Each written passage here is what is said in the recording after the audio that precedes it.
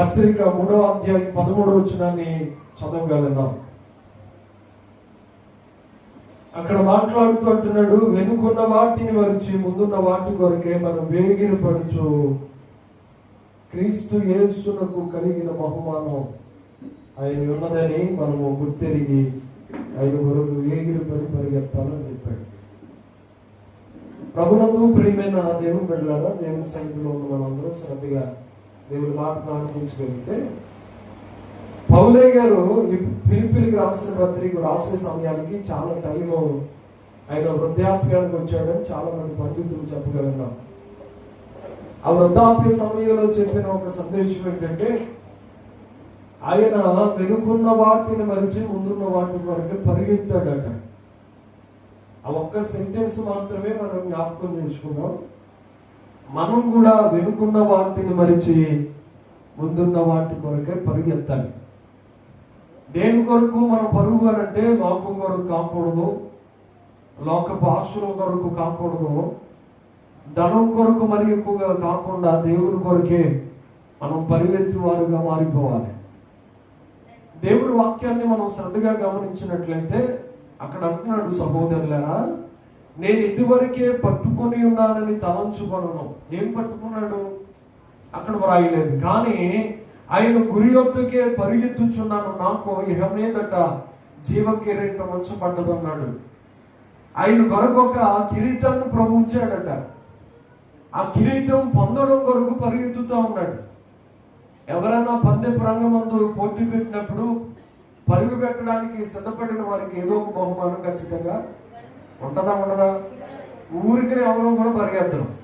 ఇప్పుడు running race పెట్టారంటే ఆటల పోటీలు పెట్టినప్పుడు ఖచ్చితంగా ఏదో బహుమానం ఇస్తారు. అలాగే పౌలయ్య గారు కూడా మనందరం ఒక పరుగు పందెంలో ఉన్నాం.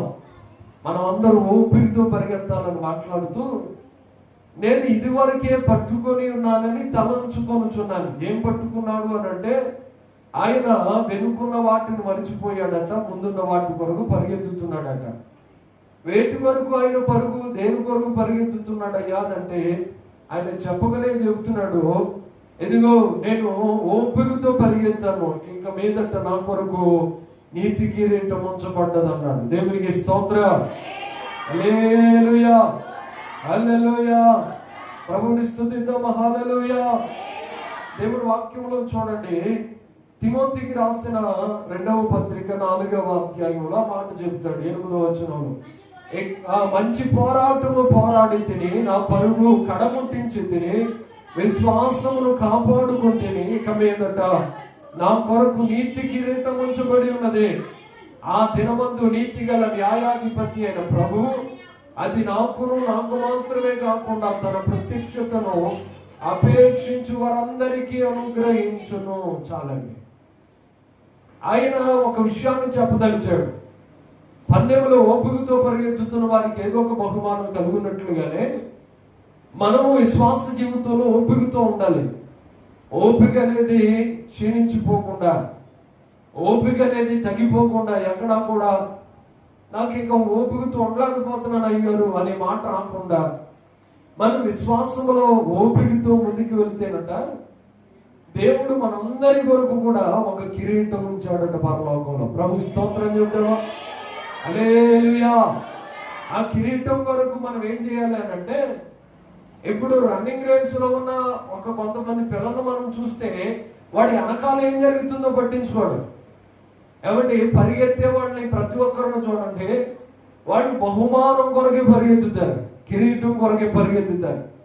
వాడు ముందున్న గోల్ ఏంటంటే, వాళ్ళు ఏదైతే ఆ యొక్క గోల్ రీచ్ అవ్వాలనుకుంటారో, ఎన్ని కిలోమీటర్లు ఎంత దూరం అని ఎక్కడికైతే ఆ గమ్యాన్ని పెడతారో అక్కడ వరకు పరిగెత్తే పరుగు కూడా ఇక మధ్యలో ఆగి కాసేపు ఎవరన్నా ఏమన్నా చేస్తున్నారేమో, ఆయన వెనకాల ఎంతమంది పరిగెత్తుతున్నారో ఇవేమన్నా చూసుకుంటాడంటారా? చెప్పండి. పరిగెత్తే వాడికి ఉండవలసిన ఇంట్రెస్ట్ ఏంటంటే ముందున్న గమ్యం మీద మాత్రమే ఉండాలి. మన పరుగు గురి మీద మాత్రమే ఉండాలి. మనం గమ్యాన్ని చేరే వరకు ఓపికతో పరిగెత్తాలట.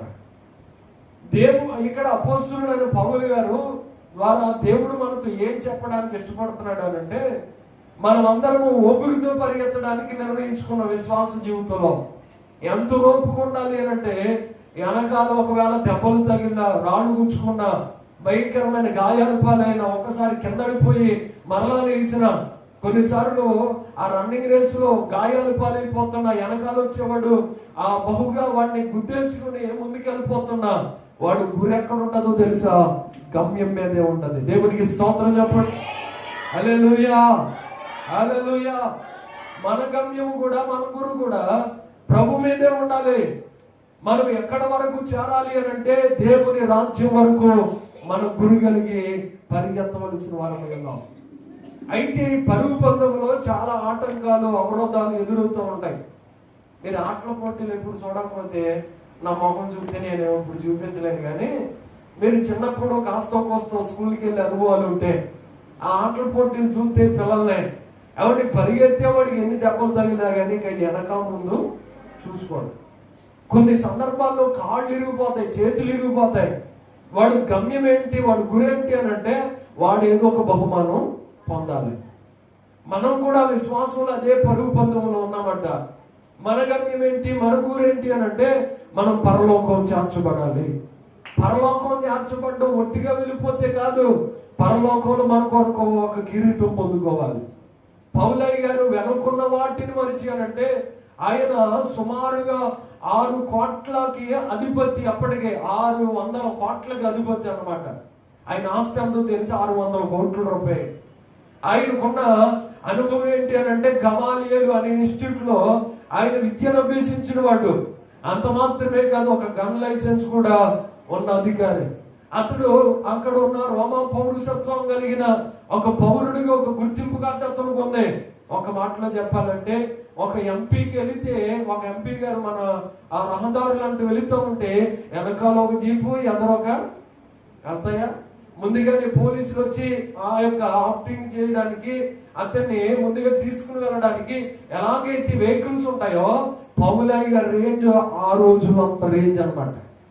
ఆయన కూడా కొంతమంది గుర్రాలు వేసుకుని, ఆయన వెనకాల కొంతమంది గుర్రాలు వేసుకుని, ఇలాగ ఆయన మధ్యలో వెళ్తా ఉంటే ఒక బలమైన సైన్యం వెళ్ళేటట్లుగా సౌలు గారిగా ఉన్నప్పుడు పౌలయ్య గారి సాక్ష్యము, అతడు చాలా ధనవంతుడు మాత్రమే గాక, వినమ్మా, ధనవంతుడు మాత్రమే గాక, రెండవది అతడు గన్ లైసెన్స్ మాత్రమే ఉండగా, అతడు రోమా పౌరసత్వం మాత్రమే గాక, అతడు సన్నిహితుని సభలో ఉన్నట ఒక సభ్యుడిగా ఉన్నాడని సాక్ష్యాన్ని పొందాడట. ప్రభు స్తోత్రం చెప్పండి ఒకసారి. హల్లెలూయా, హల్లెలూయా. కాబట్టి పార్లమెంట్కి అందరూ వెళ్ళిపోతామా? మాట్లాడాలి మీరు. ఎమ్మెల్యేలు ఉండే అసెంబ్లీకి అందరూ వెళ్ళిపోతారా? మరి ఎవరు వెళ్తారు? ఎవరు వెళ్తారు? అధికారంలో ఉన్నవారు మాత్రమే వెళ్తారు. ఒకటి గుర్తుపెట్టుకోండి, ఆయన రేంజ్ ఆ రోజుల్లో ఎంత రేంజ్ అంటే, ఆయన సమస్త విషయాల్లో కూడా గొప్ప ధనవంతుడని దేవుని వాక్యం మనకు సాక్ష్యం ఇస్తా ఉంది. అయితే నేను ఏం చెప్పడానికి ఇష్టపడుతున్నానంటే, వాటన్నిటిని విడిచిపెట్టాడట, ముందున్న వాటి కొరకు అతడు వేగులు పడి పరిగెత్తాడట. ఎవరిని డబ్బును వదులుకున్నాడు, అతనుకున్న ఆస్తిపాస్తులు వదులుకున్నాడు. ఇంకా చెప్పాలి అని అంటే, అతనుకున్న గన్ లైసెన్స్ వదులుకున్నాడు. అతను క్రీస్తు ప్రజలతో కూడిన శ్రమ అనుభవించడానికి, అవసరమైతే దెబ్బలు తినడానికి, గాయపరచబడడానికి అతడు సమస్తాన్ని విడిచిపెట్టి గురి కలిగి అతడు భక్తి చేశాడు అనేది మనకు అర్థమవుతా ఉంది. ఈ కడవరి దినాల్లో కూడా మనం అందరం ఏం చేయాలనంటే, మన భక్తులు ఒక గురి ఉండాలి, ఒక గమ్యం ఉండాలి.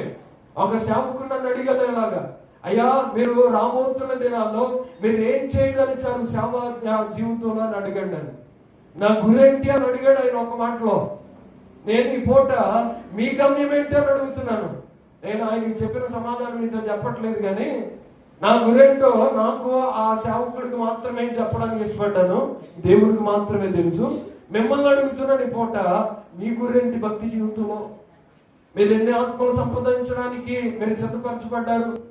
మీరు ఎంతమందిని దేవుని కొరకు సంపాదించడానికి ఇష్టపడుతున్నారు?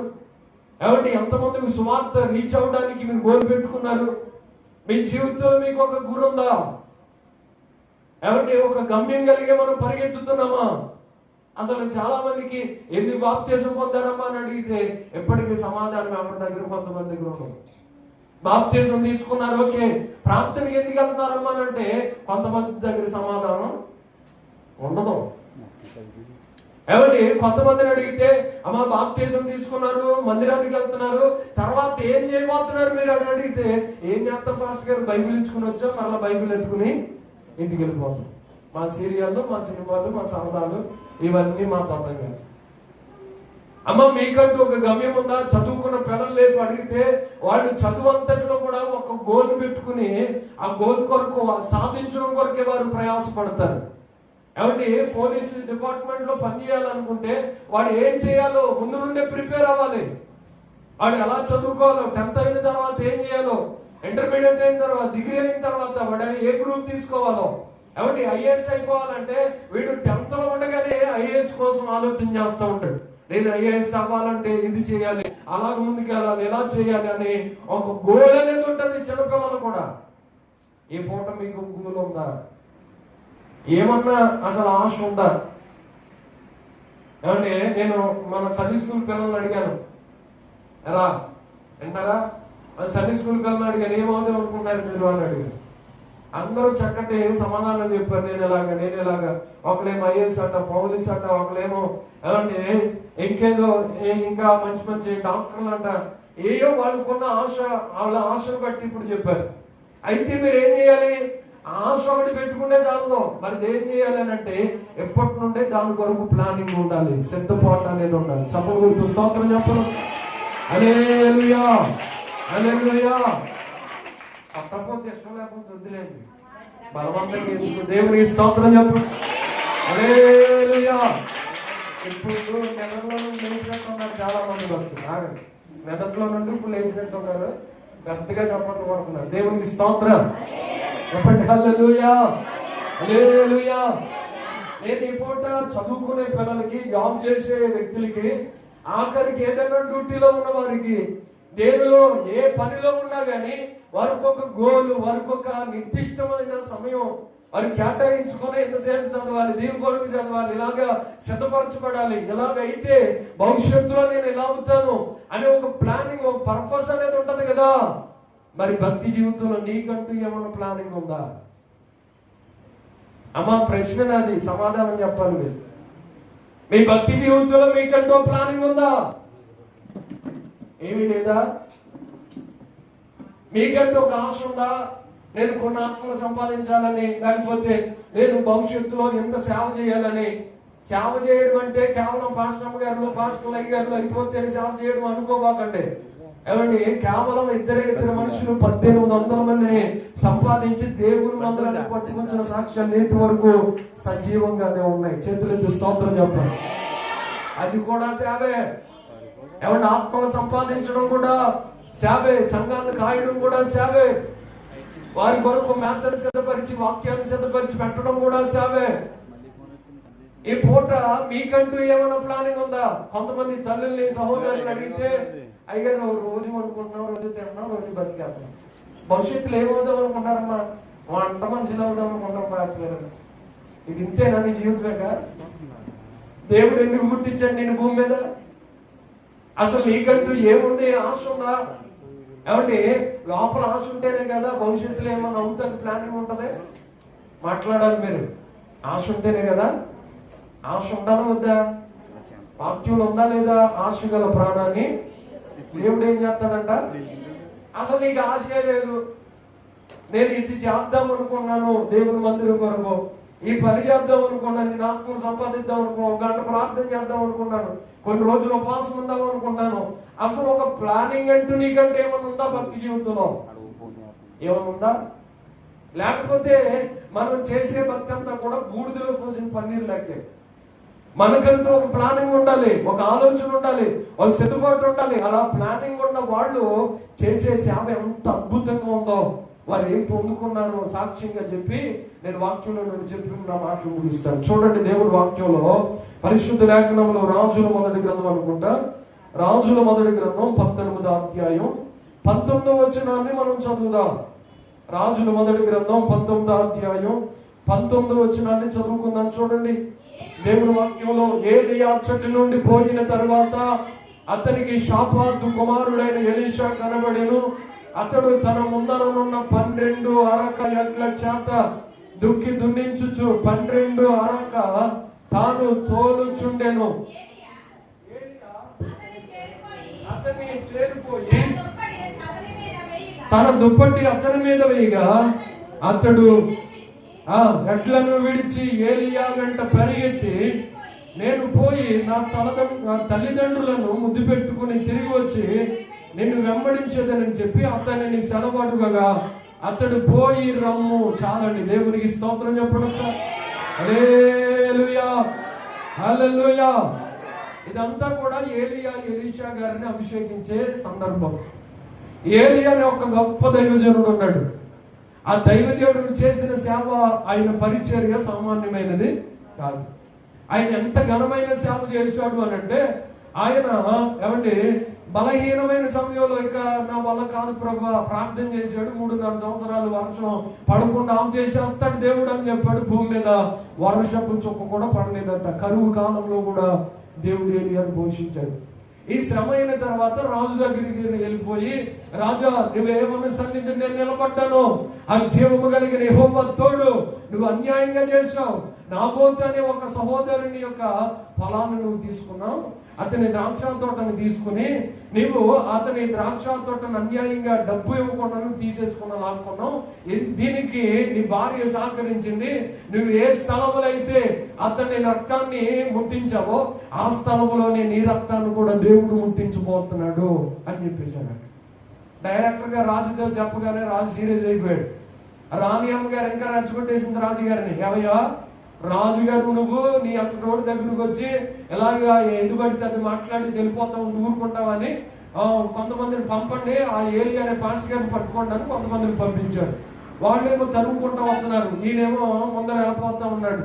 ఈలోపు తరుముకుంటా వస్తూ ఉంటే ఇతడు ఒక గుహ దగ్గరికి వెళ్ళి దాక్కుని అక్కడే ప్రార్థన చేస్తా ఉన్నాడు. ఏమని చేశాడు తెలుసా? బదిరి వృక్షము కింద ప్రార్థన చేశాడంట. ఏమని ప్రార్థన చేశాడంట? అయ్యా, ఎంతసేపు చేసిన సేవ నాకు చాలు ప్రభువా, నా జీవాన్ని ఇదిగో నా ప్రాణాన్ని తీసేసుకో ప్రభువా. అయ్యా, ఇక నేను సేవ చేయలేను. ఇంతమంది నా మీద తిరుగుబాటు చేస్తా ఉంటే నీ మాటను తీసుకుని వాళ్ళ దగ్గరికి వెళ్ళి చెప్తే వాళ్ళేమో నా మీద పడి ఏడుతూ ఉంటే నేనేం చేయమంటా ప్రభు అని దేవుని దగ్గర దేవుని పాదాలు పట్టుకుని ప్రార్థన చేసి చంపే ప్రభు అని ప్రార్థన చేశాడట. ఏమంటే ఘనమైన సేవ చేసిన వాళ్ళ జీవితాల్లో కూడా అప్పుడప్పుడు శోధన బట్టి ఇక ఎందుకు ప్రభు సేవ అనుకున్న దాఖలాలు వాక్యంలో కూడా ఉన్నాయి. నేను కూడా ఈ ఊరిలో ఒక సాక్ష్యం చెప్పనా? అదేంటో తెలియదు కానీ ఏమంటే మందిరానికి రావడానికి చాలా మందికి ఇప్పటికీ బలహీనలో నీరసమే. చాలా మంది భోజనానికి గుడుగులకు వచ్చేంత అద్భుతమైన నడిపింపు కేవలం ప్రార్థనా గుడుగులకు, ఉపవాస గుడుగులకు రావట్లేదని నిర్మోహమాటంగా ఏమాత్రం భేదం లేకుండా చెప్పేస్తాను. ఈ సాక్ష్యాన్ని నేనే కాదు, మన ఊళ్ళో ఏ పాస్టర్ గారి దగ్గరికి వెళ్ళి అడిగినా ఇదే సాక్ష్యం చెప్తాడు ఖచ్చితంగా. భోజనాలు గుడికి అనుకోండి, నలుగురు పిలుస్తున్నాం ఫోన్ చేసి, కరెక్టే కాదని అనట్లేదు. ఎప్పుడన్నా ఒక ఆత్మను సంపాదించాలి అని భారం కలిగి సువార్త చెప్పి మందిరాన్ని తీసుకుని వచ్చావా? అప్పుడు భారం రావట్లేదు. ఏంటి పెట్టొద్దని కాదు నా ఉద్దేశం, కానీ పెట్టాలి మంచిదే. మరి ఆత్మలు నడిపించే విషయంలో ఆ భారం లేదేంటి? అసలు మీరే రావట్లేదు ఆ మాటకు వస్తుంది. ఏమండి, మనకు భారం ఉండాలి, మనకి ప్రయాసం ఉండాలి. ఏలియా గొప్ప సేవ చేశాడు కానీ అలసిపోయి అంటున్నాడు, ఎందుకు ప్రభా నా జీవితాన్ని తీసేసుకొని ఆయన అని ప్రార్థన చేశాడంట. నేను కూడా అప్పుడప్పుడు బాధపడుతున్నాను, ఏమని తెలిసి ఎందుకు ప్రభా ఎంత సేవ చేస్తాను కానీ అసలు వీళ్ళకి సురుకు ఏదో అంటారు చూడండి, సురుకు లేని వాళ్ళకి ఎంత చెప్పినా కానీ ఉపయోగం ఉండదు ప్రభా, ఈ సురుకైన వాళ్ళు అయితే ఎంత బాగుండను ఆయన అని చాలా బాధపడుతూ ఉంటాం అప్పుడప్పుడు. ఏమంటే కొన్ని ఆ యొక్క కార్యక్రమాలు వచ్చినప్పుడు సహకరించినప్పుడు ఎందుకు ప్రభా, ఇదేంటి ప్రభా అని బాధపడి ఎవరితో చెప్పుకుంటాం మా బాధ? కేవలం దేవుడితో చెప్పుకోలేదు. దేవుని దగ్గర పడి ప్రార్థన చేసి ప్రభా ఎందుకు ప్రభా ఈ సేవ ఇచ్చావు, ఎందుకు ప్రభా వేరే ఒక చోట చేసి ఉంటే ఎప్పటికీ అద్భుతమైన సేవ అయిపోదు కదా నాయన, ఎంత ప్రయాసం వేరే ఒక చోట పడి ఉంటే ఎంతో బాగుంది కదా ప్రభా అని ఏడ్చిన సందర్భాలు మా జీవితాల్లో కూడా ఉన్నాయి. ఎందుకు చెప్పమంటారా? నామకార్థులుగా మారకూడదు. భక్తి కలిగిన వాళ్ళు ఇంకా స్థిరమైన భక్తిలోనికి రావాలి. దేవునికి స్తోత్రం, హల్లెలూయా. నామకార్థులుగా అవ్వకండి. ఏమంటే బాప్తిసం పొందిన తర్వాత మరలా పడిపోవడం కోసం కాదు నిలబెట్టింది. మరలా లోకంలో మరలా పోగొట్టుకున్న ఆశలు, వెనుకున్న వాటి కొరకు మరలా వెనక్కి తిరిగి రావడం కొరకు కాదు నేను నిలబెట్టింది. నా దేవుడు స్థిరపరిచింది. భక్తులు స్థిరపరచబడి అనేకుల్ని ఇంకను ఆయన శక్తి ద్వారా నిలబెట్టడం కొరకే, నిన్ను వాడుకోవడం కొరకే దేవుడి మందిరం నిలబెట్టుకున్నాడు. స్తోత్రం చెప్పడం సార్. హల్లెలూయా, హల్లెలూయా. ఎవరో పిలిస్తే ఇక్కడికి రాలేదు మనం. ఏమంటే దేవుడు మనల్ని పిలుచుకున్నాడు, దేవుడు ఏర్పాటు చేసుకున్నాడు, దేవుడు పిలిచాడు కాబట్టి ఈ స్థలంలో మనం కూర్చున్నాం.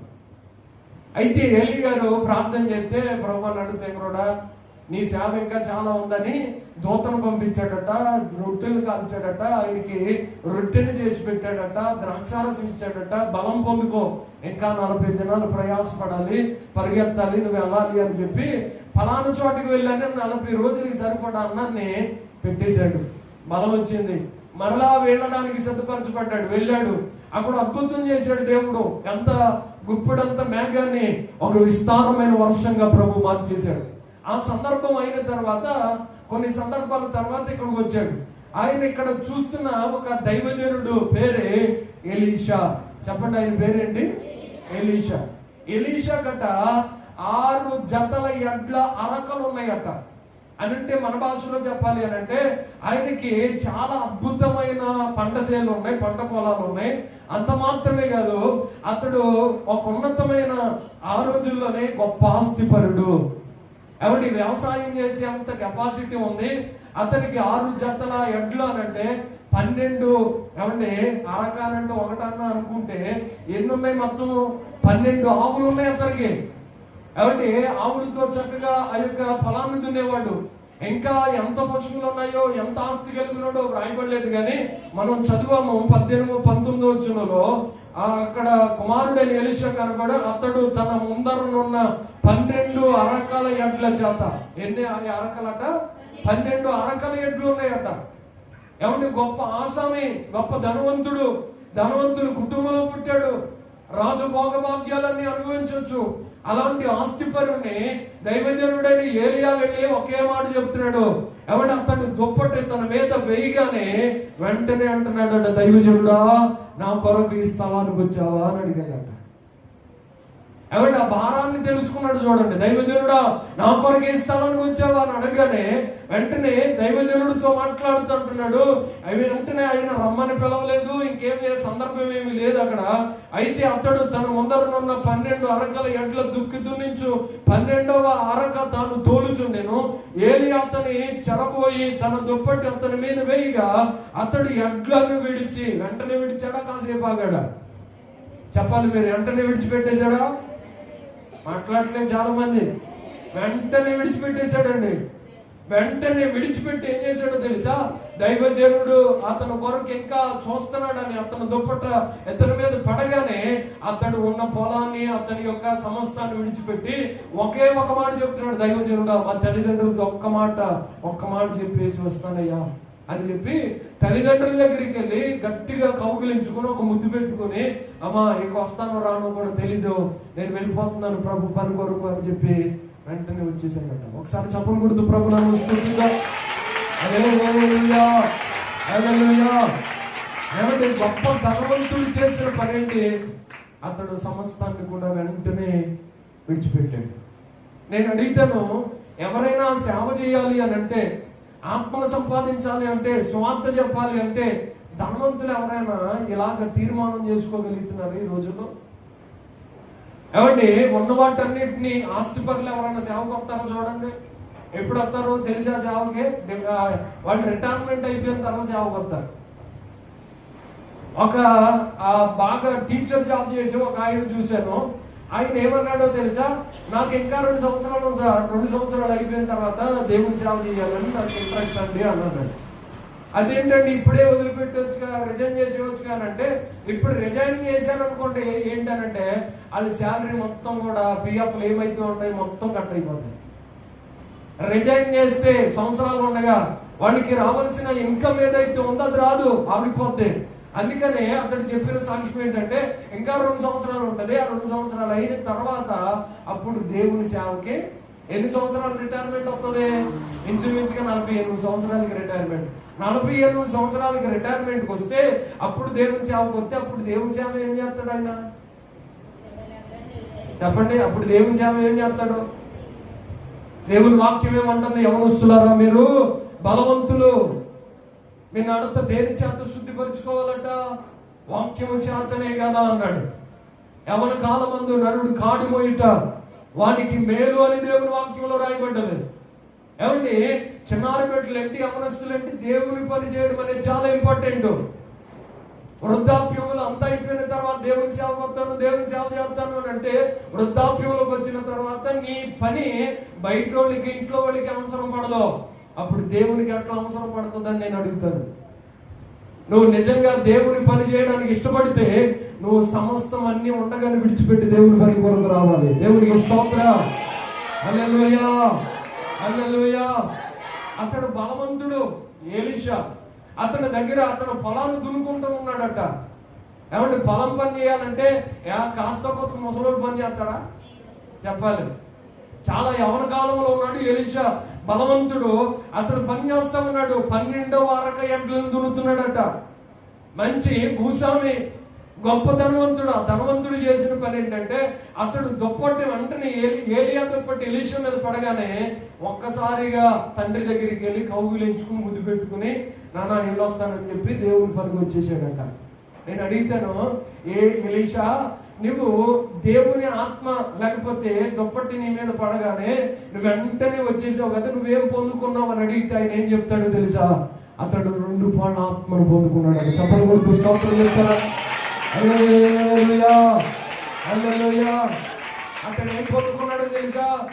అవును, అంత భారమైన సేవ అతడు చేయడానికి ఇష్టపడ్డాడు. కాబట్టి నేను అడుగుతాను, యవన కాలంలో సేవ చేయడం అనేది అంత ఈజీ పని కాదు. చెప్పనా? బైబిల్ పట్టుకుని వెళ్ళండి, మీరు 10 మందిలోకి వెళ్ళి నిలబడండి, ఒక మైక్ కట్టుకొని చెప్పండి, ఎరా బతకలేక సేవకు వచ్చావా? ఏమంటారు తెలుసా? వీళ్ళకి ఏ పని పట్టలేదండి, బతకలేక, ఏ జాబు లేక. చెప్పండి చెప్పండి, మాట్లాడండి. ఏ జాబు లేక ఏం చేయడానికి వచ్చారట? సేవ అనే వంక మీద బైబిల్ ఇచ్చుకుని తయారయ్యారా అని మాట్లాడేవాళ్ళు ఉంటారు. ఆదో అంటే యవనస్తులు ఎవరని వెళ్తే ఆ లెంక చూసి ఏమి నవ్వుతారు తెలుసా మీకు? వీడికి ఏం పనిరా, ఏదన్నా చేసుకుని బతకొచ్చుగా, ఎందుకు వచ్చిన పని, ఎందుకు వచ్చిన సేవ, ఎందుకు వచ్చిన తెప్పులు ఇవన్నీ. ఏమంటే అటువైపే ఇంకా యవనస్తురాళ్ళు ఎవరన్నా వెళ్ళారు అనుకోండి, అసలు చూసి ఒక నవ్వు కాదు 4 రకాల నవ్వులు నవ్వుతారు. బైబిల్ ఇచ్చుకుని తిరగడం అంత ఈజీ కాదు. వాక్యంలో మెసేజ్ చెప్పడం కాదు, దేవుని మందిరంలో వాక్యం చెప్పేసి అంత ఈజీ కాదు. పబ్లిక్ లోకి వెళ్ళి బహిరంగ ప్రదేశాల్లో నిలబడి యేసే దేవుడు, మేము నమ్మిన దేవుడు సర్వసత్యము అని చెప్పడానికి గుండెల్లో దమ్ము ఉండాలి. అది ఉంటేనే అక్కడ నిలబడి సాక్ష్యం చెప్పగలను, లేకపోతే చెప్పలే. 10 మందిలో మందిరంలో నిలబడి సాక్ష్యం చెప్పమంటేనే అయ్యగారు అమ్మగారు పొందాలండి అని గడగల్లాడిపోయి 1 నిమిషంలో కూర్చుంటారు. అవునా కదా? నిజాలను ఒప్పుకోవాలి, మాట్లాడాలి. మీరు అయ్యి బాబు ఎంతమందిలో నేను నిలబడ్డామంటే మరి అంత నాకు చాలా కష్టం పాస్టర్ గారు, అమ్మగారు మీరు చెప్పేది నా సాక్ష్యం కూడా అని అనేస్తారు కొంతమంది తెగించి కాస్త ధైర్యంగా నిలబడినా ఏదో చెప్దామనుకుంటారో ఇంకేదో చెప్పి అసలు ప్రారంభం బాగుంటుంది, ఏదో చెప్దామని నిలబడతారు. నిలబడిన తర్వాత అందరిని చూసిన తర్వాత టెన్షన్ వచ్చేది, టెన్షన్కి వెంటనే కూర్చోబడిపోతారు. ఇదే ఆ విషయం అని అర్థమవుతుంది. అలాంటిది రోడ్డు మధ్యలోకి వెళ్ళి 4 సెంటర్లో నడి వీధిలోకి వెళ్ళి యేసే దేవుడు, మేము నమ్మిన దేవుడు సత్యం అని చెప్పండి. అక్కడ నిలబడి చెప్పగలరా? మీరు మాట్లాడలేదు, మీరు చెప్పగలరా? అక్కడ చెప్పాలంటే ధైర్యం కావాలా? మాట్లాడలేదండి, ధైర్యం కావాలా? ఎంత ధైర్యం ఉంటే మాట్లాడాలి? అందరూ అబ్జర్వ్ చేస్తారు, ఏం మాట్లాడుతున్నారో ఏంటో సమస్తం కూడా పట్టుకుందామని వచ్చేవాళ్ళు ఒకళ్ళు, చూసి నవ్వుకునేవాళ్ళు ఒకళ్ళు, ఏం తిప్పలు వచ్చినాయరా వీళ్ళకి, ఏం బాధలు వచ్చినాయరా, బతికి సరిగ్గా బతకొచ్చు కదరా, నానా రకాలుగా మాట్లాడేవాళ్ళు ఒకళ్ళు. ఏమంటే ఇన్ని బాధలు తట్టుకొని నిలబడి మాట్లాడుతూ ఉంటే ఇంక చెప్పావు కానీ సార్లే కానీ ఆపయ్యా అని ఒక ఆయనకి ఆకలిస్తూ ఉంటాడు అవతల. ఒక చోట ప్రసంగం చేస్తున్నాను, ఏమంటే అది క్రిస్టియన్ పేట, అర్థం అవడం కోసం చెప్తున్నాడు. అయితే వాక్యం చెబుతూ ఉంటే ఆయన అంటున్నాడు, అక్కడ ఎవడో మొత్తానికి మందేసిన వాళ్ళలాగే ఉన్నాడు, అవతల మాట్లాడుతున్నాడు. చెప్పలే చాలు కానీ పాస్టర్ గారికి ఆపేయండి 12 అయిపోతుంది అంటున్నాడు. ఏమైపోతుంది? తిండి కోసం వచ్చింది తెప్పలాగడ. చెప్పాలే పాస్టర్ గారికి ఆపేయండి 12 అయిపోతుంది కానీ మేము ఇంటికి వెళ్ళిపోవాలి అని అక్కడ ఉండి ఆడలేస్తున్నాడు. ఆడికి ఏం పని ఇక్కడ? ఆడు కూడా నేను మందిరంలో సంగసభ్యుని అని చెప్తాడు బయటికి. నేను ఎందుకు ఈ విషయం చెప్తున్నానంటే, చెప్పే ధైర్యం చేసి దైవజనుడు ఒక మాట చెప్పాలి అని అంటే సమస్తాన్ని విడిచిపెట్టుకుని వచ్చి ఆ సువార్తను ప్రకటించాలి. దేవునికి స్తోత్రం చెప్పండి. హల్లెలూయా, హల్లెలూయా. ఎలీషాని కేవలం 2 పాళ్ళ ఆత్మలతో దేవుడు అభిషేకించాడంటూ ఓరకనే అభిషేకించలా. అతడు విడిచిపెట్టుకున్నది చాలా శ్రేష్టమైనది. అతడు ఆస్తిపరుడు, గొప్పధనవంతుడు, చాలా ఫలానికి యజమానుడు. అన్ని వదిలేసుకున్నాడు, దేవుని పని కొరకు వచ్చేసాడు. ఎప్పుడు నేను అడుగుతున్నాను, మీ గమ్యం ఏంటి అసలు? మీ గురేంటి? మీరు రాబోతున్న దినాల్లో దేవుని కొరకు ఏం చేద్దామని ఆలోచన ఉంది మీ జీవితంలో? మా కొరకు ఏం చేసుకోవట్లేదు, ఇక దేవుని కొరకు ఏం చేద్దాం పాస్టర్ గారు? మీరు బాగానే చెప్తారు కానీ మేము అలాంటి సేపు పాస్టర్ గారు అని అంటారా? మన గోల్ ఏంటండి? ఎవరు మాట్లాడట్లేదు చూసారు, అందరు మౌనం అర్థాంగీకారం అంట. చెప్పాలి, మాట్లాడాలి. ఏం చేద్దామని ఇక్కడికి వచ్చాం? ఎలీషా ఏం చేశాడు? ఒకటి మాట జ్ఞాపకం ఉంచుకోండి. అన్ని వచ్చిన చదివించడే సమయం కాదు కానీ ఒక విషయాన్ని మనం క్లియర్ గట్టిగా జ్ఞాపకం ఉంచుకుంటే, ఎలీషా 2వ రాజుల గ్రంథంలో అంటాడు కదా, నీకేం కావాలయ్యా, నన్ను ఎందుకు వెంబడిస్తున్నావు, నీకేం కావాలని అడిగితే ఆ 2వ అధ్యాయం 9వ వచనాన్ని చదువుదాం. చూడండి, ఒక్క మాట చదువుకుందాం.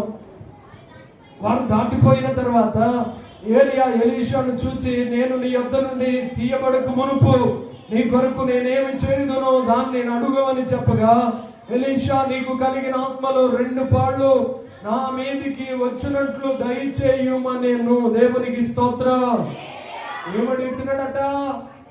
ఏం విడిచిపెట్టాడు? ఏం విడిచిపెట్టాడమ్మా? అతడు స్థలాన్ని, పొలాన్ని, ఆస్తిని, సమస్తాన్ని, వెనుకున్న వాటిని విడిచిపెట్టేశాడు. ముందున్న వాటి కొరకే వేగిరపడి పరిగెత్తాడు. నాకు దైవజనుడు కావాలి, దైవజనుడితో సహవాసం కావాలి, దైవజనుడు అక్కడికి వెళ్తాడు, అక్కడికి వెళ్తాను. ఎరుకో వెళ్తే ఎరుకో, ఏమంటే మరొక ప్రాంతానికి వెళ్తే మరొక ప్రాంతం, ఎక్కడికి వెళ్తే అక్కడ 4-3 చోట్ల బేతేలికి వెళ్ళాడట, ఎరుకోకి వెళ్ళాడట, ఎక్కడికి పడితే అక్కడికి వెళ్ళిపోతున్నాడట. అయ్యా నువ్వు ఇక్కడే ఉండు అని అబ్జెక్షన్ పెట్టడానికి దైవజనుడు పలుమార్లు ప్రయత్నం చేసిన, నేను ఆగను, నీతో వచ్చేస్తానయ్యా అని అంటున్నాడు. కారణం ఏంటో తెలుసా? ఎలీషాకి తెలుసు, ఏలియాని వెంబడితే డబ్బులేమి రాకపోవచ్చు కానీ ఆత్మను మాత్రం 2 పాలు పొందుకోవచ్చు. దేవునికి స్తోత్రం చెప్పండి. హల్లెలూయా, హల్లెలూయా. 2 పాళ్ళ ఆత్మ నా మీదకి వస్తుంది. వస్తే ఏం జరుగుతుంది? 2 పాళ్ళ ఆత్మ వచ్చిన తర్వాత ఇతని దగ్గర ఒక శిష్యుడు ఉన్నాడు, అతని పేరు గెహజీ.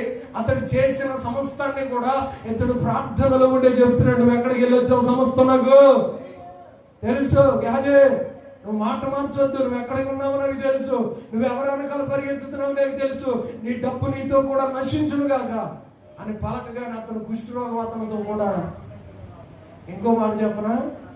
2వ రాజుల గ్రంథం 4వ అధ్యాయం 1వ వచనం చదువుకుంటే, ఎలీషా ప్రవక్తల శిష్యులో ఒకని భార్య అని వ్రాయబడ్డది. ఒకని భార్యకి ఏమి కరువు వచ్చిందట. కరువులో దైవజనుడు వెళ్ళకపోయిన మాట మాత్రం పలికాడట. అమ్మా నువ్వు వెళ్ళిన తర్వాత ఎలాగ చేయమని చెప్తే ఆవిడ చేస్తే ఏం జరిగిందో తెలుసా? ఆవిడ పోసిన నూనెకి అతడు ఏ కొండలో వేస్తే ఆ నూనె రెట్టింపు అయిపోతుందన్న. చప్పుడు గురించి స్తోత్రం చెప్పండి. ప్రతి ఖాళీ కొండ నింపబడిపోతుందట. ఏమండి? ప్రతి ఖాళీ కొండని దేవుని శక్తి అక్కడ నింపబడిపోతుంది. నేను అంటున్నాను, ఎలీషా మీద 2 పాళ్ళ ఆత్మ అభిషేకాన్ని పొందుకున్న తర్వాత అతడి కేవలం మాటలతో సేవ చేయాల, మాట పలికితే అద్భుతాలు జరిగిపోయాయి. దేవుడికి స్తోత్రం చెప్పాలి. హల్లెలూయా. మాట పలికితే కుష్ఠరోగాలు తెచ్చేసుకున్నాడు, మాట పలికితే ఎవరు వెనకాల పరిగెత్తుతున్నాడో మొత్తం కూడా వెళ్ళలేదు, ఇక్కడుండి చెప్పేయగలుగుతున్నాడు. నేను ఒక మాట చెప్పనా, భవిష్యత్ కాలంలో ఏం జరగబోతుందో చెప్పేంత అభిషేకం, రెండంత ఆత్మాభిషేకం. దేవునికి స్తోత్రం. అది కావాలంటే మనం ఏదో ఒకటి ఏం చేయాలి, విడిచిపెట్టాలి. విడిచిపెట్టకుండా నాకు ఆత్మాభిషేకం కావాలి, నేను ఏమి విడిచిపెట్టను పాస్టర్ గారు అని అంటే కుదరదు. రెండు కావాలంటే కుదరదు. ఒక వరంలో ఉన్నట్ట రెండు కత్తులు సెట్ అవ్వవు. ఏమండి, ఏదో ఒకటి విడిచిపెట్టేయాలి. పాపాన్ని విడిచిపెడతావా, పరిశుద్ధతను పొందుకుంటావు. లేదు, నీతిని విడిచిపెట్టేస్తావా, లోకాన్ని పొందుకుంటావు. లోకం కావాలా, నీతి కావాలా, దేవుడు కావాలా, లోకం కావాలా? ఏదో ఒకటే చాయిస్. రెండు కావాలని రెండు పడవల మీద కాలేసినట్టు ప్రయాణం ఎలా ఉంటుందో మధ్యంతరంగా అర్ధాంతరంగా ఖచ్చితంగా మునిగిపోతుంది. ఎలీషా చేసిన అద్భుతమైన సేవ నేను ఒకసారి జ్ఞాపకం చేసుకుంటా ఉంటే నాకు ఒకసారి అనిపిస్తుంది, నిజంగా ప్రభా నువ్వు ఎంత గొప్పడు నాయనా. ఏమంటే ఆస్తులు వదులుకున్నాడు కాబట్టి అతను మాటలో కూడా దేవుడు అద్భుతాలు చేయడం మొదలుపెట్టాడు. మనం ఏం వదులుకున్నాం దేవుడి మందిరానికి వచ్చిన తర్వాత? హలో, డబ్బును వదులుకున్నామా? ఒకరోజు వ్యాపారం వదులుకున్నామా? ప్రభు కొరకు ఏం వదులుకున్నాం? మనకు అన్నీ కావాలి, కానీ ఇది కూడా కావాలండి పాస్టర్ గారు. మరి దేవుడు కూడా కావాలి, అభిషేకం కూడా. నేను ప్రార్థన చేస్తే దెయ్యాల మీద అధికారం కావాలి. అబ్బా, కోరికలు మాత్రం కొండంత, మనది మాత్రం భక్తి పూజంత కూడా లేదుగా. అద్భుతమైన కోరికలు కోరుతున్నాం, బాగానే ఉంది, కానీ భక్తులు అంత తీవ్రత ఉండాలిగా. ఎక్కడైనా ఏదైనా సాంప్రదాయం అంటే అక్కడ పరిగెత్తులు వెళ్ళిపోతాం, ఎక్కడైనా ఏదో కార్యక్రమం అంటే అక్కడ పరిగెత్తులు వెళ్ళిపోతాం.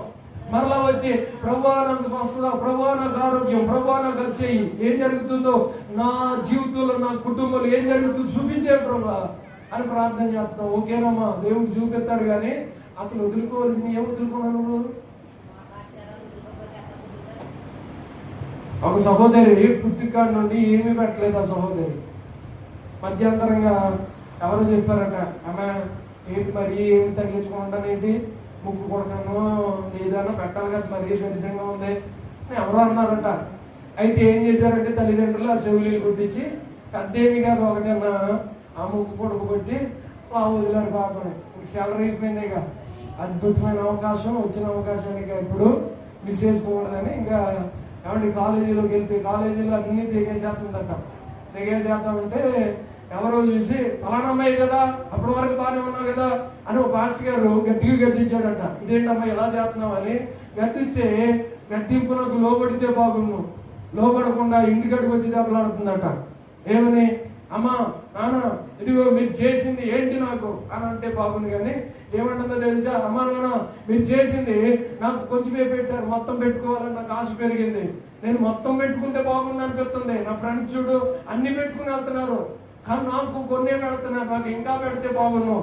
అయినా కానీ పాస్టర్ గారు ఎవరో నాకు తగిలి నన్ను తిట్టాడు, ఆయన మీద దెబ్బలాడతారు లేదా అని అంటే వీళ్ళ పేరెంట్స్ అయ్యో చేసిన తప్పు పొరపాటని అక్కడ తాగిపోవాలా, వీళ్ళు వెళ్ళి మళ్ళీ పాస్టర్ గారి మీద దెబ్బలాడారట. చూడండి, పాస్టర్ గారి మీద దెబ్బలాడారట.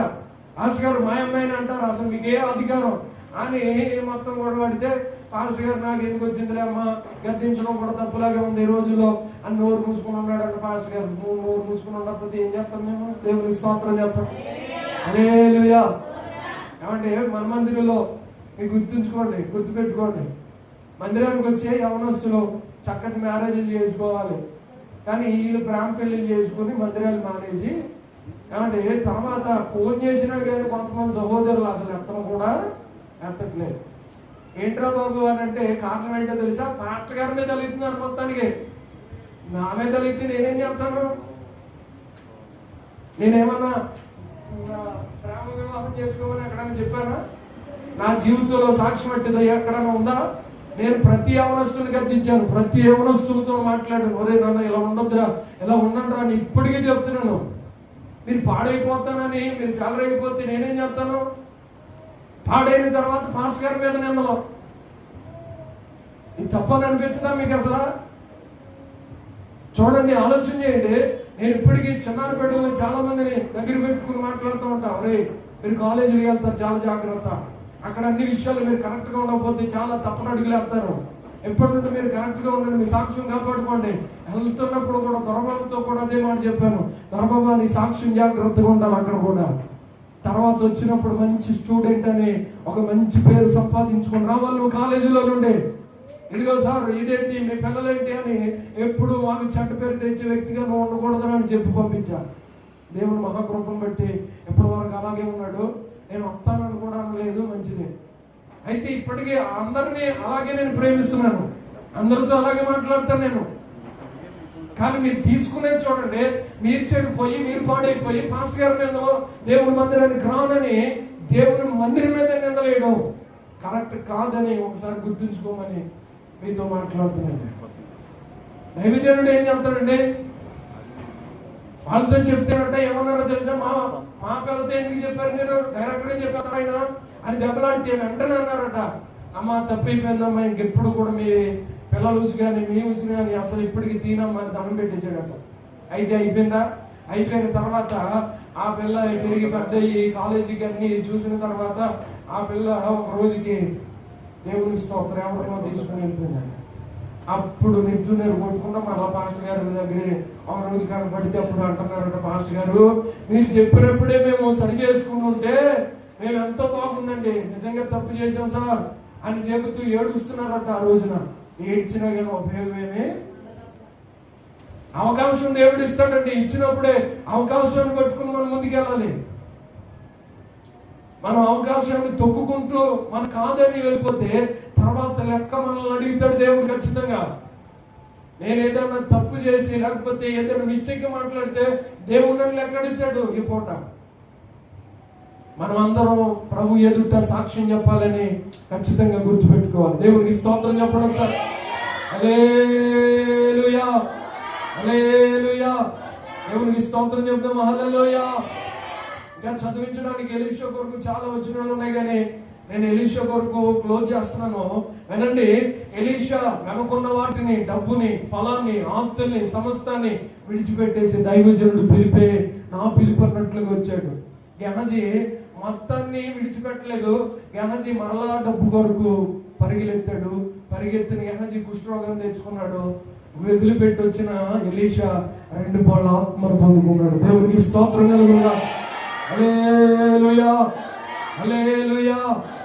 మనం లోకాన్ని విడిచిపెడితే దేవుడు కూడా మనకు 2 పాళ్ళ ఆత్మని, ఎన్ని అంతల ఆత్మ, 2 అంతల ఆత్మని దేవుడు మనకి ఇవ్వబోతున్నాడు. మత్తయి సువార్త 4వ అధ్యాయం 19వ వచనం కూడా చదువుదాం చూడండి. మత్తయి సువార్త 4వ అధ్యాయం 19వ వచనం, ఆయన నా వెంబడి రండి, నేను మిమ్మును మనుష్యులను పట్టు జాలరులుగా చేతునని వారితో చెప్పాను. వెంటనే వారు తమ వలలను విడిచిపెట్టి ఆయనను వెంబడించిరి. దేవునికి స్తోత్రం కలుగునుగాక. ఏం విడిచిపెట్టారట, ఏం విడిచిపెట్టారు? వలలను విడిచిపెట్టారు. వెంటనే విడిచిపెట్టారా, లేకపోతే మా ఇంటికాడ ఉన్న మా ఆడవాళ్ళతో చెప్పేస్తానన్నారా? అయ్యి కాదు, లేకపోతే దేవుడే ఒక పిలిచాడు, రండి మిమ్మల్ని మనుషులు పట్టే జాలలుగా. చేపలు పట్టుకుంటారు, ఎందుకు మనుషులు పట్టుకుంటారు కదా రండి అన్నాను, కానీ వెంటనే వాళ్ళని వదిలిపెట్టాట, దేవుడిని వెంబడించారట. మనం వెంటనే చేస్తే కొన్ని పనులు మనం దీవించబడతాం. దేవునికి స్తోత్రం చెప్పండి.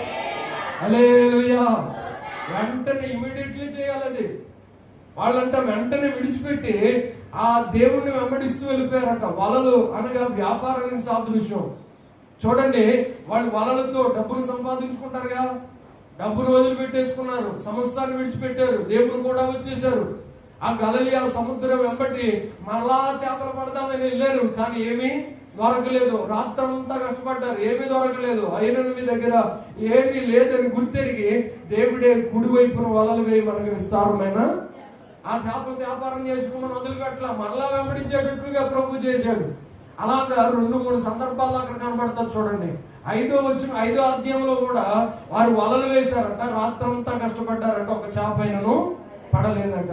మరలా 21వ వచనంలో 21వ అధ్యాయంలో కూడా కనబడతాయి యోహాను సువార్తలో. అక్కడ కూడా యేసయ్యని సిలువ చంపేశారని అనుకున్న తర్వాత మరలా వలలు వేశారట, ఒక చేప కూడా. ఎన్నిసార్లు వేశారు మొత్తం వలలో? చెప్పాలి. యేసయ్యని వెంబడించిన తర్వాత కూడా 2 సార్లు వెనక్కి తిరిగి వలలు వేశారు. ఎవరిళ్ళు? యేసు ప్రభు శిష్యులే. యేసయ్య శిష్యులు కూడా అప్పుడప్పుడు వెనక్కే వెళ్ళారు, కానీ వెళ్ళినప్పటికీ వాళ్ళు సరి చేసుకోగలిగారు. దేవుడు పిలిచిన వెంటనే పిలుపునకు లోబడ్డారు, వెంటనే వలలు విడిచిపెట్టారు. మరలా చేపలు పడదాం అనుకున్నారు, మరలా వలలు విడిచిపెట్టారు. మరలా చేపలు పడదాం అనుకున్నారు, మరలా వలలు విడిచిపెట్టారు. విడిచిపెట్టిన తర్వాత మూడవసారి ఇక పట్టుకోలేదు. కొట్టండి ఒకసారి చెప్పండి.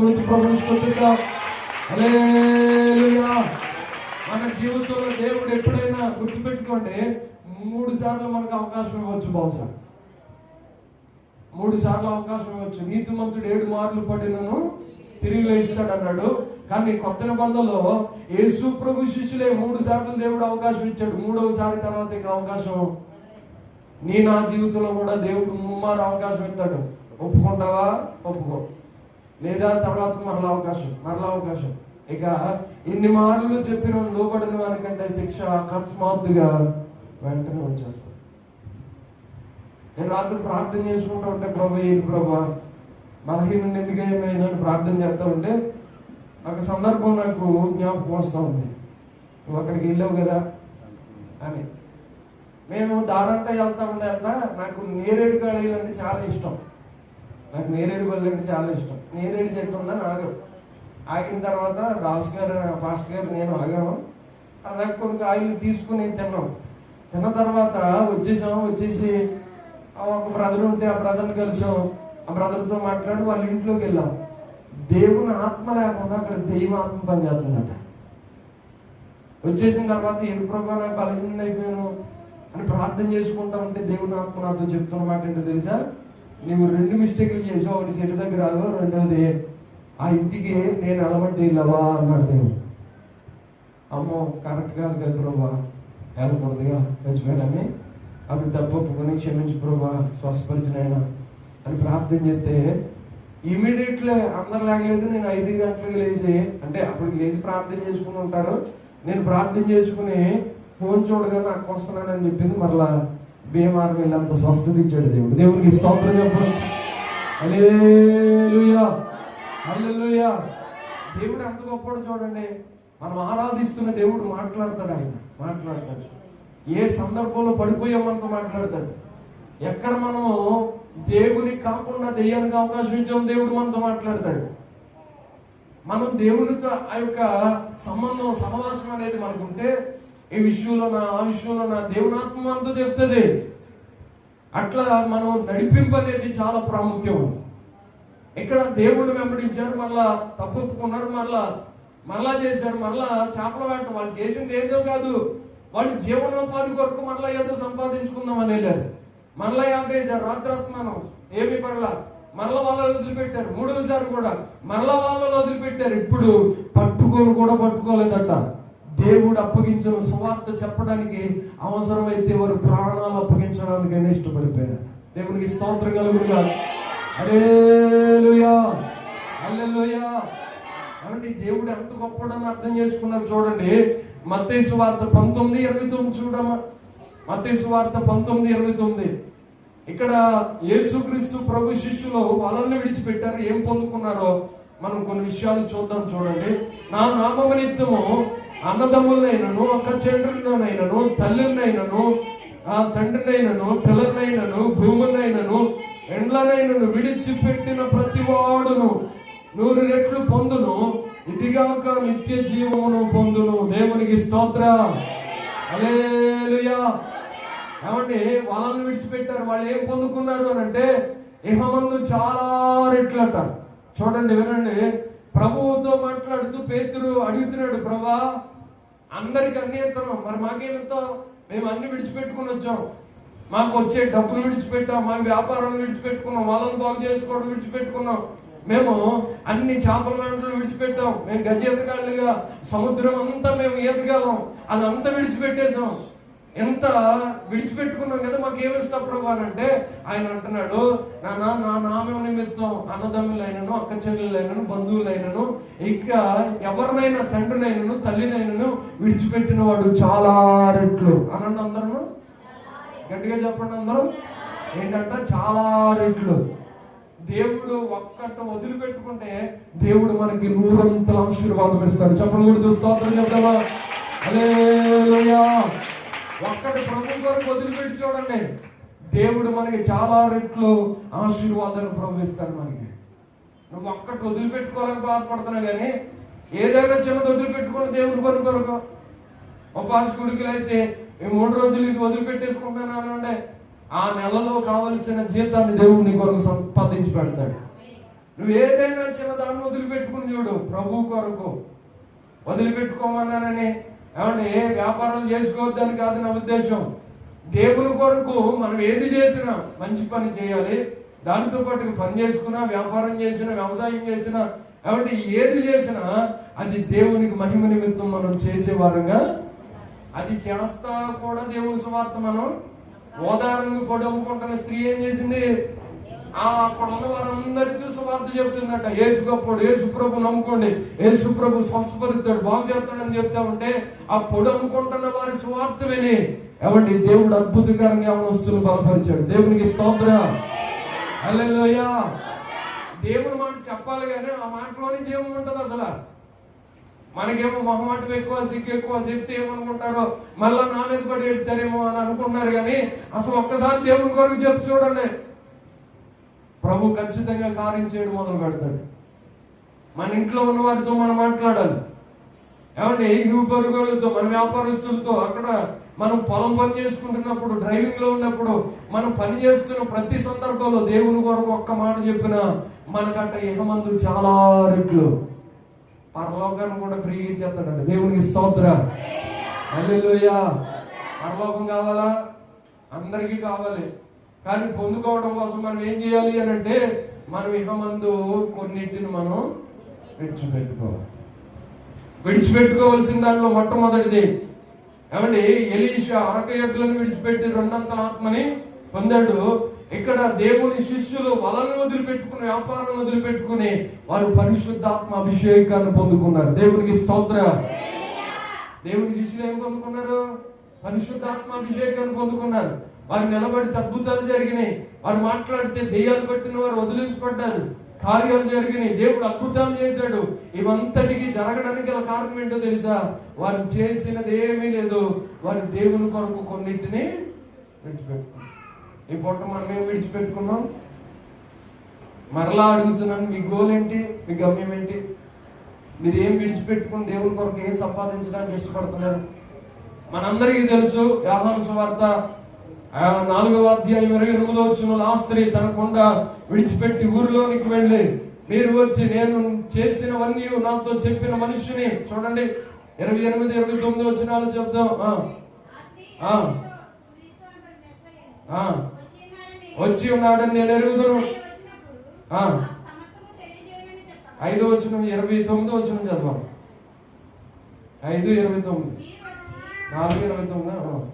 మీరు వచ్చి ఆ స్త్రీ తన కొండను విడిచి ఊరిలోనికి వెళ్ళి, మీరు వచ్చి నేను చేసినవన్నీ నాతో చెప్పిన మనుషులు చూడండి, ఈయన క్రీస్తు కాడని ఆ ఊరి వారితో చెప్పగా, వారి ఊరిలో నుండి బయలుదేరి ఆయన యొద్దకు వచ్చి చూడండి. ఏమని రాశాడో తెలుసా? ఏమంటే మనందరికీ తెలిసి యాకోబు బావి దగ్గర ఒక పాపాత్మురాలైన స్త్రీ వచ్చింది. మెట్ట మధ్యాహ్నం 12 గంటలకి యేసు ప్రభు శిష్యులు భోజనానికి పంపించాడట. వేరేమైనా సిద్ధపరిచి తీసుకురమ్మని వాళ్ళు వెళ్ళారు. ఈలోపు ఆయన యాకోబు బావి దగ్గర ఒక సమరయ స్త్రీని కలుసుకున్నాడు. ఆయన కలుసుకుంటే ఏమంటే 5 పెనిమిట్లు ఉన్న ఆవిడ ఏం చేసిందో తెలుసా? ఆవిడ జీవితాన్ని మార్చుకున్న కొండను విడిచిపెట్టిందట. ప్రభుకి స్తోత్రం చెప్తామా? హల్లెలూయా. ఆవిడ కంటే గొప్పడు ఏం కాదు మన భాషలో చెప్పాలంటే. ఆవిడ ఎన్నో కుటుంబాలని రాన్ చేసింది, ఎన్నో కుటుంబాలు పాడు చేసింది. అలాంటి వ్యక్తి యేసయ్యని కలుసుకున్న తర్వాత ఆ బావి దగ్గరే కొన్ని మాటలు ఆయనతో మాట్లాడింది. అయ్యా జీవజాలపు నీళ్ళు ఇయ్యి, ఇదిగో ఈ బావి లోతైన అని మాట్లాడితే ఆయన అంటాడు, నేను ఇచ్చి నీళ్లు త్రాగుబడి ఎప్పటికీ దప్పికొనడు అని చెప్పగానే నీళ్ళేదో నాకు దయచే ప్రభా అనగానే వెంటనే నీ భర్తను తీసుకుని రమ్మని చెప్పాడు. ఆవిడేమో అయ్యా నాకు పెనిమిట్ లేదు కదా అని అంటే, అయ్యా అమ్మా నిజమే చెప్పితే నీకున్న పెనిమిటి నీవాడు కాదు, నీకు 5 పెనిమిట్లు ఉన్నారన్న సంగతి నాకు తెలుసు అని చెప్పాడు.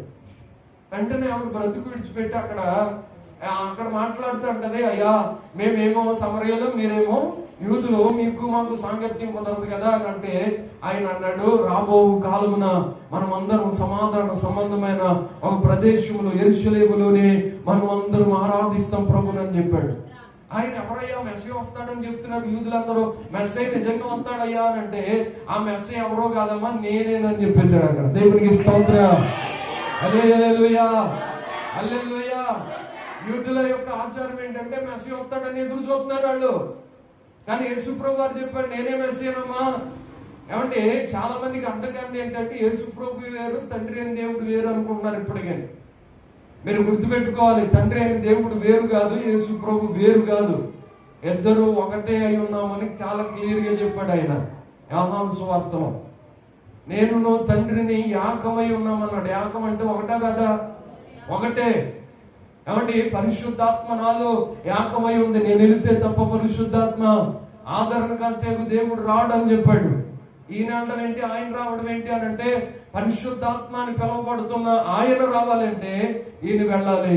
ఇద్దరు ఒకేసారి పని చేయట్లేదు, ఒక్కొక్కరు ఒక్కొక్క ప్రాంతంలో ఒక్కొక్క టైంని బట్టి పని చేశారండి. ఇప్పుడు మనందరికీ అర్థం కావాల్సింది ఏంటంటే తండ్రి అయిన దేవుడు, యేసుక్రీస్తు ప్రభు వారు, పరిశుద్ధాత్మ దేవుడు ముగ్గురు కూడా ఒకసారి ప్రభు స్తోత్రం చెబుతాం. ఒకటే, ముగ్గురు ఒకటే. మరి ఏంటయ్య గారు తేడా ఏంటి అని అంటే ఆయన ఆత్మగా పనిచేస్తున్నాడు. ఇప్పుడు ఆదరణకర్త యొక్క ఆత్మ పైకెత్తబడిన తర్వాత అపవాది ఖచ్చితంగా మధ్యలోకి వస్తాడట. ఇవన్నీ చాలా మందికి అర్థం కాక తండ్రి వేరంట, మళ్ళీ కుమారుడు వేరంట. తండ్రి నామంలో ప్రార్థన, యేసు ప్రభు నామంలో చేసినా, తండ్రి నామంలో చేసినా, ఎవరి నామంలో చేసినా అన్ని నామాల కన్నా దేవునికి స్తోత్రం.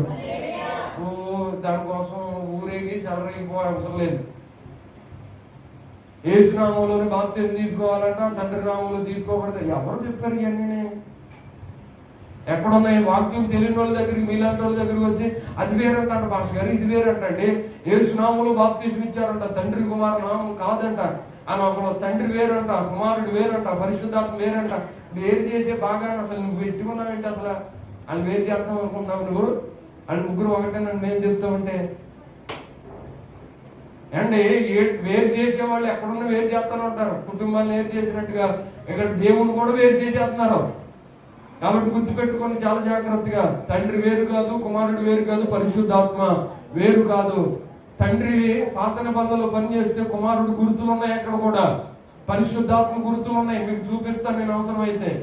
ఏమండి ఇక్కడ దేవుని వాక్యంలో స్వార్థంలో కూడా చదివితే మీరు తండ్రి గుర్తులు ఉన్నాయి, కుమారుడు గుర్తులు ఉన్నాయి, పరిశుద్ధాత్మ గుర్తులు కూడా ఉన్నాయి. ఇప్పుడు ఆదరణకర్త యొక్క ఆత్మ కొత్త నిబంధన కాలంలోకి వచ్చేసరికి పరిశుద్ధాత్మ గుర్తులు చాలా క్లియర్ గా కనబడుతున్నాయి. తండ్రి అయిన దేవుడు ఎక్కడ ఉన్నాడో, కుమారుడు అయిన దేవుడు ఎక్కడ ఉన్నాడో మొత్తం ప్రకటన గ్రంథంలో రాయించి పెట్టాడు మనందరి గురు. దేవునికి స్తోత్రం, హల్లెలూయా హల్లెలూయా. వేరు అనుకుని తడబడొద్దు దయచేసి. వేరు కాదనే విషయాన్ని గుర్తుపెట్టుకోండి. నేను చాలా జాగ్రత్తగా ఈ విషయాన్ని చెప్పడానికి ఇష్టపడుతున్నాను. ఏంటి అని అంటే మనం ఎప్పుడు కూడా ఏదో ఒకటి విడిచిపెడితేనే ఏదో ఒకటి పొందుకోగలం. ఏం విడిచిపెట్టాలి అని అంటే కొండను విడిచిపెట్టింది ఈయన మెస్సయ్య కాడా అని సువార్తను ఊరు వారిని పట్టుకుని వచ్చిందండి. ఊరులందరినీ తీసుకుని వచ్చింది ఈయన మెస్సయ్య. నా బ్రతుకును ఉన్నదన్నట్లుగా చెప్పేసాడు ఈయన మెస్సయ్య. మనం కూడా దేవుని సన్నిధిలో ఏదో ఒకటి విడిచిపెడదాం, వెళ్తా వెళ్తా ఏదో ఒకటి పట్టుకెళ్దాం. అట్టి కృప దేవుడు మనందరికీ అనుగ్రహించును గాక. ఆమేన్. తలలో ఉంచుదాం, ప్రార్థన చేసుకుందాం. అందరూ తలలో ఉంచినట్లయితే ప్రార్థన చేసుకుందాం. ఈ మధ్యాహ్న కాల సమయంలో మనం ఏం విడిచిపెట్టామో, ఏం పట్టుకుని తీసుకుని వెళ్ళబోతున్నామో ఒక మాట